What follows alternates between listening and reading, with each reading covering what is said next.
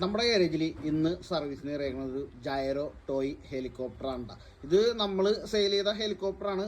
ഇത് കസ്റ്റമർ റൂമിനകത്ത് ഫ്ലൈ ചെയ്തിട്ട് മതലെ തട്ടിയിട്ട് ഇതിന്റെ ഈ ഒരു ഹെഡ് സൈഡ് പൊട്ടിപ്പോയതാണ്. ഹെഡ് പൊട്ടിയതിന് ശേഷം കസ്റ്റമർ ഫെവിക്കിക്ക് ഇട്ട് ഈ ഒരു സംഭവം ഒട്ടിച്ച് കളഞ്ഞ്. ഈ സംഭവം ഇങ്ങനെ ഒട്ടിയിരിക്കുന്ന ഒരു ഐറ്റം അല്ല. ഇതിന്റെ യഥാർത്ഥ വർക്കിംഗ് എന്ന് വെച്ച് കഴിഞ്ഞാൽ അതായത് ഇതേപോലെയാണ് ഇതിന്റെ യഥാർത്ഥ വർക്കിംഗ് വരുന്നത്. നമുക്ക് ഈ ഒരു ഹെഡ് അഴിച്ചെടുത്തിട്ട് ഇതേപോലത്തെ വർക്കിംഗ് കണ്ടീഷനിൽ നമുക്ക് ഈ ഹെഡ് ഒന്ന് സെറ്റ് ചെയ്തെടുക്കണം. അതിനുവേണ്ടി നമ്മുടെ ഒരു ചെറിയൊരു ഐഡിയ ഉണ്ട്. ആ ഒരു ഐഡിയയിലാണ് നമ്മൾ ഈ ഒരു ഹെഡ് സെറ്റ് ചെയ്തെടുക്കാൻ വേണ്ടി പോണത്. ഹെലികോപ്റ്ററിന്റെ ഹെഡ് അഴിച്ച് നമ്മൾ പാർട്സ് ആക്കിയിട്ടുണ്ട്.